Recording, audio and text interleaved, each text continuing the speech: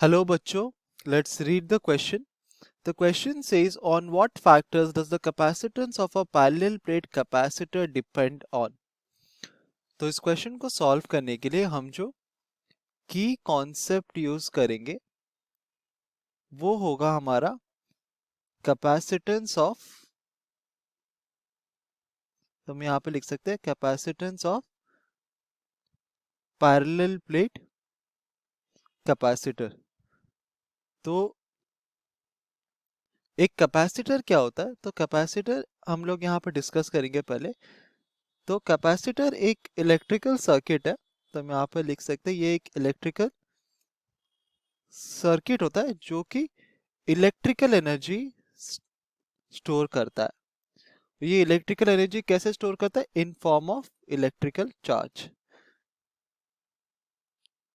तो basically capacitor हमारा ऐसा एक सर्किट है जो कि इलेक्ट्रिक चार्ज स्टोर करता है, जिसके वजह से उसमें एनर्जी स्टोर्ड होता है फॉर टाइम।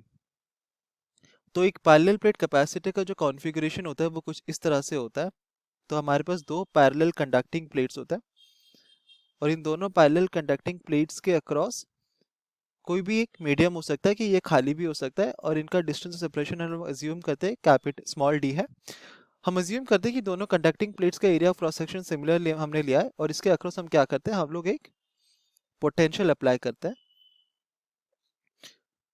ठीक है, और ये पोटेंशियल होता है V। सो क्योंकि ये पोटेंशियल अप्लाई करते हैं तो पोटेंशियल का एक साइड पॉजिटिव होता है और एक साइड नेगेटिव होता है, तो इसके वजह से हमारा यूनिफॉर्म यहाँ पर ये नेगेटिव हो जाएगा, दूसरी साइड में पॉजिटिव होगा। जो नेगेटिव टर्मिनल में हमारा कनेक्टेड है साइड ऑफ द कंडक्टिंग, वो हमारा नेगेटिवली चार्ज होगा, तो ये यूनिफॉर्मली नेगेटिवली चार्ज हो जाएगा और ये यूनिफॉर्मली पॉजिटिवली चार्ज हो जाएगा, such that the total positive charge हमारे इस साइड में और negative charge on this side, they are both the same. तो ये होता है हमारा, ये जो कॉन्फ़िगरेशन है कि सिस्टम है, ये होता है हमारा पैरेलल प्लेट कैपेसिटर। और इस कैपेसिटर का जो कैपेसिटेंस होता है, capacitance is basically the ability to store charge, उसको हम बोलते हैं कैपेसिटेंस वैल्यू। ये होता है equal to epsilon naught multiplied by A divided by d, area of cross section divided by the distance of separation. तो अगर हम कैपेसिटेंस का फॉर्मूला देखेंगे तो हम देखते हैं कि जो कैपेसिटेंस होता है वो डायरेक्टली प्रोपोर्शनल होता है एरिया ऑफ क्रॉस सेक्शन के, और इनवर्सली प्रोपोर्शनल होता है डिस्टेंस ऑफ सेपरेशन के। क्योंकि हमारा एप्सिलॉन नॉट यहाँ पर कांस्टेंट है तो उसके ऊपर वो डिपेंड नहीं करता। इसका मतलब ये होता है कि अगर हमारा एरिया ऑफ क्रॉस सेक्शन जो कंडक्टिंग हमारे प्लेट्स है, अगर उसका एरिया ऑफ क्रॉस सेक्शन ज़्यादा होगा तो ये ज़्यादा से ज़्यादा चार्ज स्टोर कर सकता है। सिमिलरली अगर हमारा distance of separation between the plates, अगर डी हमारा कम होगा, अगेन हमारा ज़्यादा एनर्जी स्टोर हो सकता है।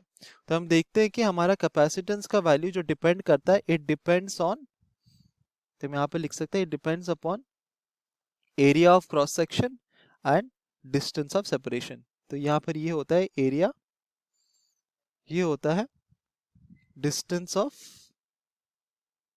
Separation between the conducting plates. इन दोनों फैक्टर्स के ऊपर हमारा कैपेसिटेंस का वैल्यू डिपेंड करता है। Hope you understood it well, best of luck.